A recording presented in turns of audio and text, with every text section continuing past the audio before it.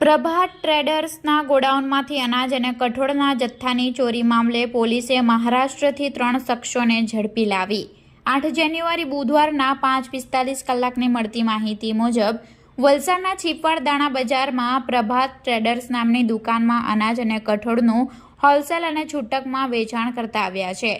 વલસાડ ગુંદલાવ 4 રસ્તા પાસે આવેલા ગોડાઉનમાં અનાજ અને કઠોળનો જથ્થો રાખી વેપાર કરતા આવ્યા છે।